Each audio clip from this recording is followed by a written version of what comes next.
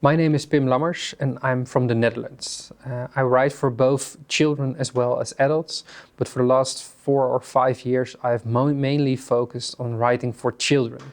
And I write for several age groups. I write, for instance, picture books, but also books for early readers. And lately I've started writing on my first my first collection of poems for children.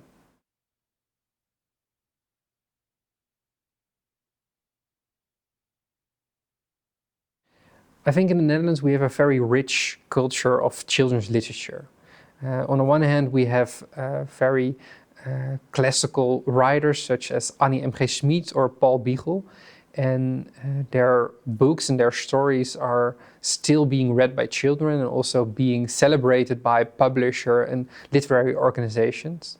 But on the other hand, we also have a very nice group of young and emerging new authors, which bring also very interesting books and stories to our children. So I think we have a very interesting world of children's literature.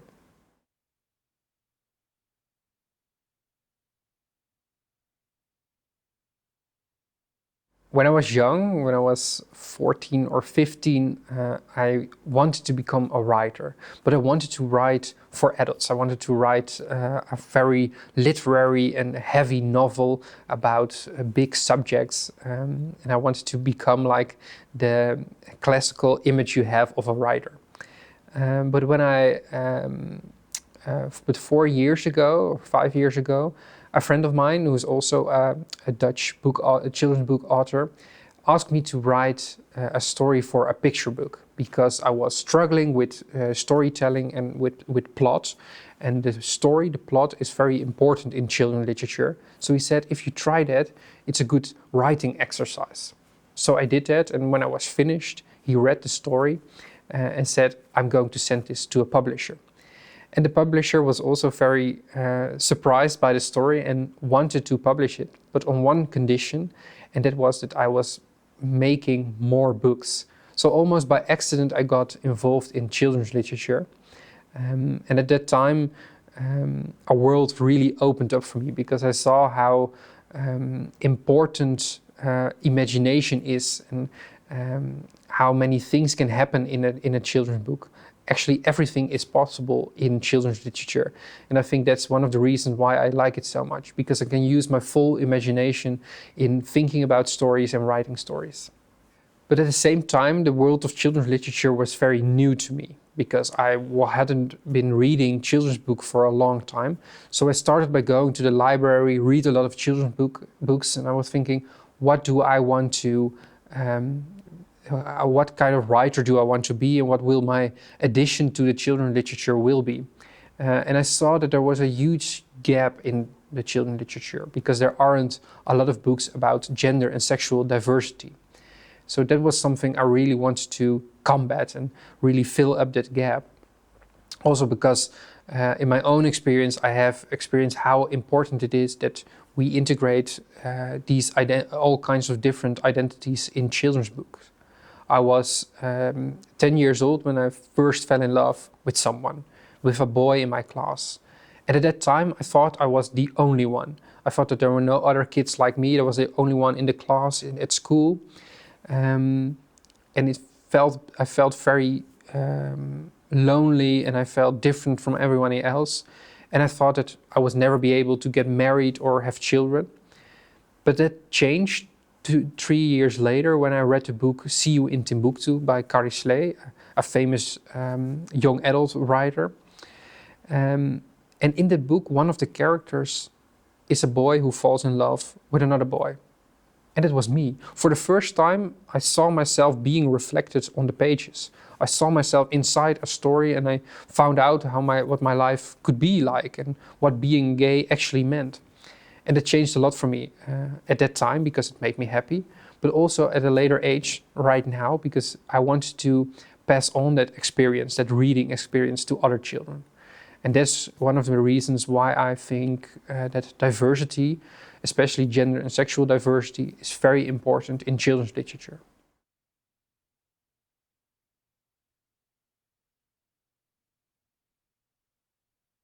Well, gender and sexual diversity, you see that topic more and more in everyday culture, in books, films, on television.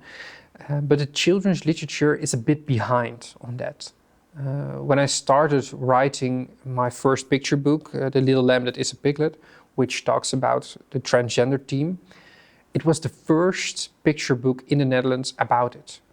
And I found that very strange because it is a topic where a lot of children are already dealing with. And I think that there are a lot of people that want to have a book about it. With homosexuality or with sexual diversity, it's a bit different. There are a few more books, and you see sometimes in children's book in the Netherlands that a child has two moms or two dads, but still it's also a bit behind. You see most of the times the traditional stereotypes in a children's book, where a child has a mom and a dad, and most of the times the dad is working and the mom is a stay-at-home mom. So in some way there's still very traditional things in children's literature, and that is something I want to combat, and I want to show how the world actually looks like.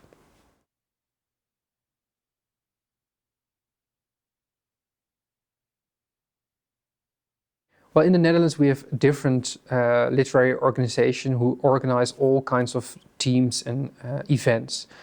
For instance, one of the things which is very important for me, because I'm a children's book author, is the Week of Children's Literature. And it's a week, and during that week, children's literature is being celebrated all throughout the country. So not only at schools, but also in libraries, in bookstores, and it's a really big event. Book writers for children go to schools to visit them and talk about the work and talk about their books. In bookstores, when you go to buy a children's book, you get a small special book as a gift. So it's actually a very important way to celebrate and to celebrate children's literature and to make sure that more and more children are reading.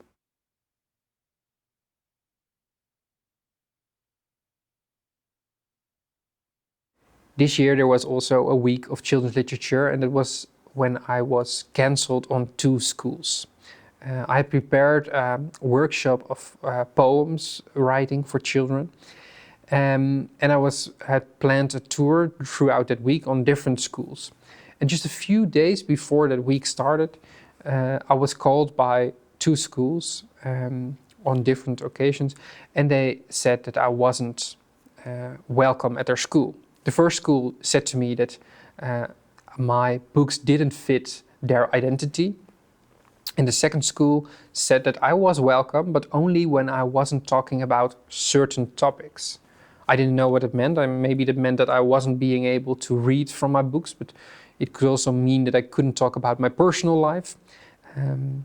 But I wasn't welcome. That was what they said. And I was a bit shocked about it, because I thought it's 2021, I live in the Netherlands, we should be a modern society where everything is okay, everything is allowed, but it wasn't. I was very shocked about it, and especially because I know that in every classroom at those schools there are boys who fall in love with other boys, there are girls who fall in love with other girls, there are children. Recent studies has shown that in every classroom there is a child that doesn't fit in the box as male or female. So there are a lot of children who could really need an open discussion about these topics. So I was really sad about this, and I was thinking, how should I address this issue? And I was thinking I can go to to the media and talk about it, but I decided to talk about it with the schools, and I'm still in contact with them, and I hope we can work it out.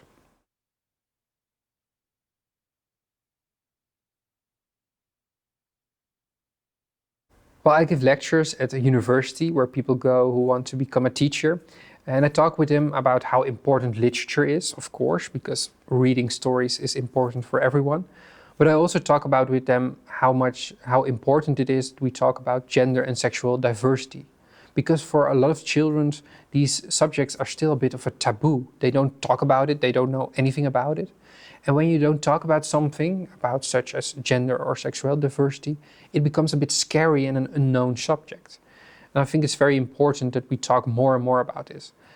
Because I have experienced myself that when I visit the school, it is the first time children talk about these subjects sometimes. For instance, I've once experienced a school visit, which after I was done reading, one of the kids, when school was closed, one of the kids ran to his mom and said, "For the first time, I've met a real gay man in my life." He was very excited about it, but it also shows me that it's important that we talk more and more about these subjects, because children don't know a lot about it, and that can make things scary or difficult.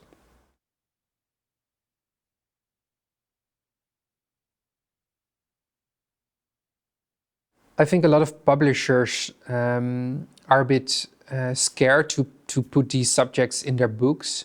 Not because they fear they face backlash or anything, but because they think they can't sell enough of the books and it isn't very interesting financially.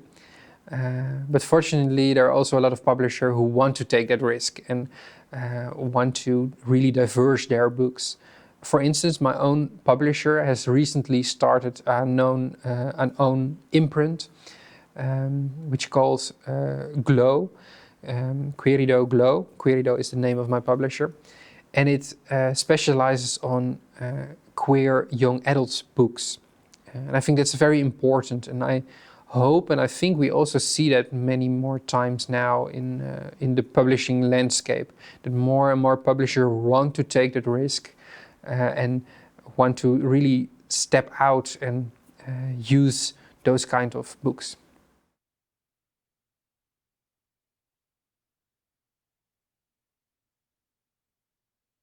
Well, I really like Ljubljana. It's a very interesting city, and I really like the culture and walking around the city, and also walking around in Tivoli and through the woods. I really like the combination of both nature as well as the city. So I really enjoyed staying here and working on my book, because that's one of the things I'm doing here. I started writing a new book, and it's a book for the age 9 or 10. And it's a book about different topics, but it's mainly about friendship. And it's about two children who both need each other for their own problems and find out that they're best friends.